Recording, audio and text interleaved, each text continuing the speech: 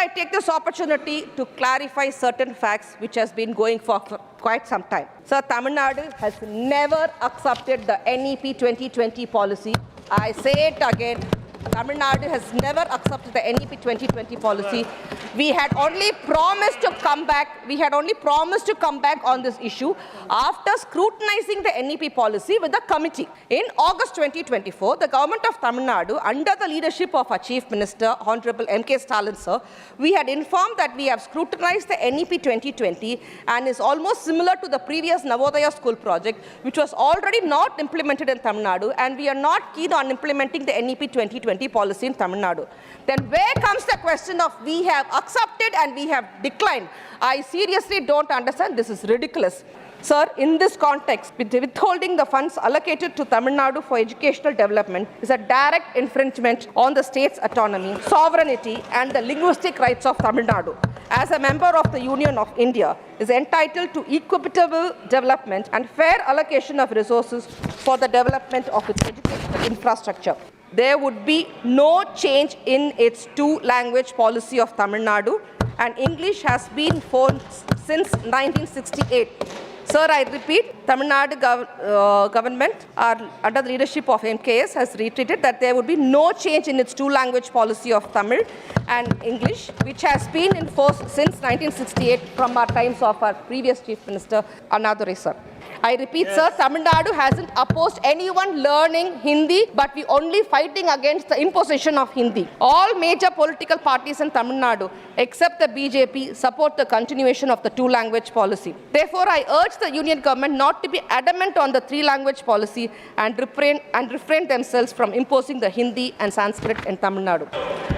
Dr. Kanimozhi NVN Somu, 14 minute का time है आपका, 14 minute. Honorable Vice Chairman, sir, and esteemed members of this august house. As of March 2025, India had a total of 30 cabinet-level education ministers. The Ministry of Education, formerly known as the Ministry of HRD, has seen various cabinet ministers since its inception, including prominent figures such as the Maulana Abdul Kalam Azad, the first education minister post-independence, followed by the leaders like MC Chakla, Fakhruddin Ali Ahmed, VK Rao, and many more. But after the reign of the BJP led by Prime Minister Honorable Modi, the challenges within the education ministry, particularly with irrational policy decisions, emerged when Modi administration assumed office in 2014. Under his leadership, there has been a discernible shift that has infringed upon the state's autonomy, deviating from established federal principles and undermining the intended framework of development and inclusive governance. During his reign from 2014 to 2016, centralization and curriculum changes have taken place. From 2016 to 2019, implemented the NEET and the undermining state autonomy, and from 2019 to 2021, controversial NEET JEE exams amid the COVID-19 pandemic, and right now, Honorable Dharmendra Pradhan, from 2021 to present, implemented the NEP language policies, infringing on the state autonomy and cancelling the MP quota seats in the KV schools. Sir, before the British rule, education in India was decentralized. The colonial system centralized the education, offering limited access, particularly for rural, poor, and women, and aimed at creating an elite serving the empire. Post-independence, India faced the dual challenge of unifying a diverse nation and addressing the deep educational disparities. The framers of the Indian Constitution recognized education as a vital tool for nation building. As a result, education was placed in the concurrent list of the Constitution under the Article 246, which made it a shared responsibility of both the union and the state governments. From this time itself, sir, Tamil Nadu has been a forerunner in the educational reforms and achievements. The state introduced free and compulsory education in 1947, well ahead of many other states in India. By 1960s, it implemented the midday meal scheme, which continues to be a model for the other states. This initiative not only improved enrollment, but also reduced dropout rates, especially among the underprivileged children. The state emphasizes on education has led to impressive literacy rate within Tamil Nadu, constantly ranking among the top states in the literacy in India. Sir, from the 60s, Tamil Nadu has been following the two-language policy, and Tamil Nadu has been successful in achieving the good GER enrollment ratio. As of the 2011 census, the Tamil Nadu's literacy rate stood at 80.3%, significantly higher than the national average.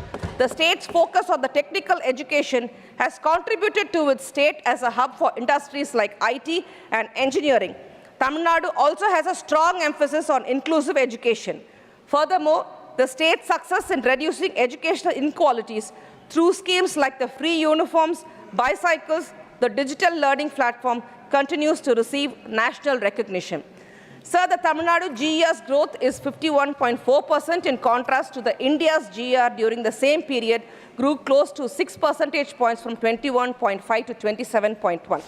Tamil Nadu has achieved a significant success in education with the GER of 80% in higher education, one of the highest in India.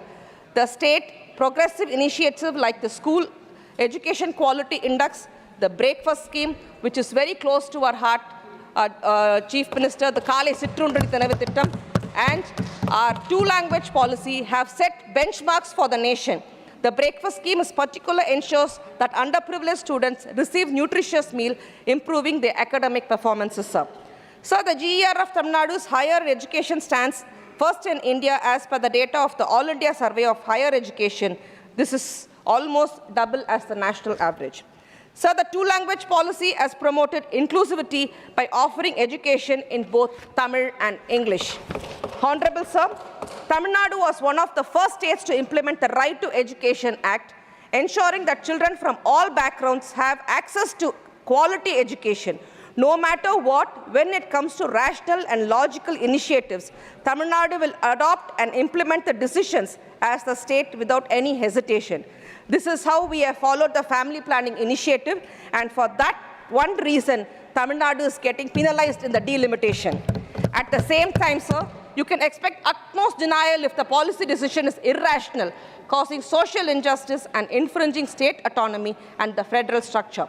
Tamil Nadu is against the opposed NEET, GEE and NEP as it's irrational, causing social injustice and infringing the state autonomy and the federal structure. Yet Tamil Nadu is forced to accept and implement the BJP government's flawed and irrational policies, causing social injustice and infringing on the state autonomy and the federal structure. The minister and this government should be regretful for pushing such policies to the state, which hold a long-standing legacy of social justice with a rational mindset, especially when it comes to education. The denial mindset of the honorable ministers vendetta and diverting the funds allocated for the Tamil Nadu educational infrastructure to other states is disrupting the key projects, including the classroom construction, the teacher training, and the resource provision. These setbacks threaten the state's educational advancements, particularly in the rural area. Sir, I take this opportunity to clarify certain facts which has been going for quite some time. Sir, Tamil Nadu has never accepted the NEP 2020 policy. I say it again, Tamil Nadu has never accepted the NEP 2020 policy. We had only promised to come back. We had only promised to come back on this issue after scrutinizing the NEP policy with the committee. In August 2024, the government of Tamil Nadu, under the leadership of our Chief Minister, Honorable M.K. Stalin, sir, we had informed that we have scrutinized the NEP 2020 and is almost similar to the previous Navodaya school project, which was already not implemented in Tamil Nadu, and we are not keen on implementing the NEP 2020 policy in Tamil Nadu. Then where comes the question of we have accepted and we have declined? I seriously don't understand. This is ridiculous. The Tamil Nadu government has been urging the union government not to withhold the release of funds under the ongoing Samagra Shiksha scheme by linking it to the signing of MOU for the establishment of the PM Sri schools in Tamil Nadu, as the state has some valid reservations to certain elements of the National Education Policy 2020. The first clause of the proposal of the MOU of the PM Sri schools mandates that the state implement all provisions of NEP. Many of the acceptable provisions of the NEP were being implemented in Tamil Nadu even before the launch of this NEP program and has covered the state, it has been covered in the state education policy. Linking the release of these funds to compliance with the PM Sri schemes undermines the state autonomy as granted by the Indian Constitution, which lists education under the concurrent list. Furthermore, characterizing the Samagra Shiksha as merely an extension of the NEP 2020 is misleading and fails to recognize the state comprehensive educational framework and achievements. The delayed release of funds for Tamil Nadu education system is not just an administrative issue, sir. It is a matter of constitutional and federal importance. Under Article 21A, which was introduced by the 86th Amendment, the Indian Constitution guarantees the right to education to all children between the ages of 6 and 14 as a fundamental right in such a manner as that the state may by law determine. I repeat, sir, in such a manner as the state may by law determine. This is a fundamental right of children as well as the state, and any actions that hinder the provision of the quality of education infringe upon his right. Sir, in this context, withholding the funds allocated to Tamil Nadu for educational development is a direct infringement on the state's autonomy, sovereignty, and the linguistic rights of Tamil Nadu. As a member of the Union of India, is entitled to equitable development and fair allocation of resources for the development of its educational infrastructure. By delaying the release of funds, the federal government is not only undermining Tamil Nadu's educational progress, but also violating the principles of the cooperative federalism that are meant to guide the relationship between the states and the unions. The delayed funds affects the very essence of the federal structure of our country. The cooperative federalism framework envisioned by the framers of our constitution was designed to ensure that all states have equal developmental opportunities irrespective of the geographic or political influence. When the funds meant for the state's development are delayed or withheld, with its only hampers the state's growth, but also destabilizes the balance of power that is the integral part of a federal system. Sir, the government of Tamil Nadu, under the leadership of our Honorable Chief Minister M.K. Stalin, has retreated that there would be no change in its two-language policy of Tamil Nadu, and English has been formed since 1968. Sir, I repeat, Tamil Nadu government, under the leadership of MKS, has retreated that there would be no change in its two-language policy of Tamil and English, which has been in force since 1968 from our times of our previous Chief Minister, Annadurai sir. Tamil Nadu stand high and tall in educational achievement and is mainly due to the strict adherence to the two-language policy only. The people of Tamil Nadu have opposed the imposition of Hindi since 1930s, but the implementation of the two-language policy was come into the effect from 1968 when Peraringer Anna was the Chief Minister in Tamil Nadu. In the last 57 years of Tamil Nadu has achieved a remarkable success in education and is on par with many developed countries in the world. It will take 2 or 3 more decades for other populous states in the country to reach that Tamil Nadu where it has achieved now. Though the NEP says that the third language could only be an Indian language, the state sees it as a ploy to impose Hindi through the back door. The three-language policy of NEP should be disadvantageous to the students from the poor and marginalized population. On February 15th, our Union Minister, Education Minister, has told that states like Tamil Nadu did not implement NEP 2020, OWN gets fund under the Samagra Shiksha scheme. This is not only ridiculous, sir, but it's unconstitutional too. The Honorable Chief Minister of Tamil Nadu, M.K. Stalin, sir, has asserted that Tamil Nadu would not succumb to the centre's incessant pressure just to get funds. Tamil Nadu hasn't opposed anyone learning Hindi, but we are only fighting for the imposition of that language. I repeat, yes, sir, Tamil Nadu hasn't opposed anyone learning Hindi, but we are only fighting against the imposition of Hindi. All major political parties in Tamil Nadu, except the BJP, support the continuation of the two-language policy. Therefore, I urge the Union government not to be adamant on the three-language policy and refrain themselves from imposing the Hindi and Sanskrit in Tamil Nadu. Sir, our great Thiruvalluvar has written a separate chapter, Adhigaram, containing 10 couplets about the importance of good education 2000 years ago. I'm just telling a quote in Tamil of Thiruvalluvar. Kedil Vizhchelvam, Kalvi Yoruvarku, Madalla Matravayavai. The meaning of this is the wealth which can never decline is not riches, but it's learning.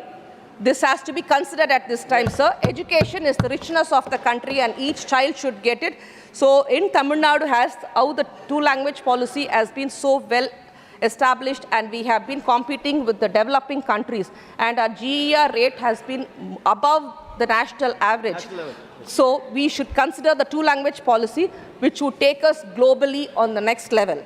Sir, I urge the Honorable Education Minister to take immediate action to ensure that the funds allocated for Tamil Nadu's education system are released without any further delays, the educational reforms in the state.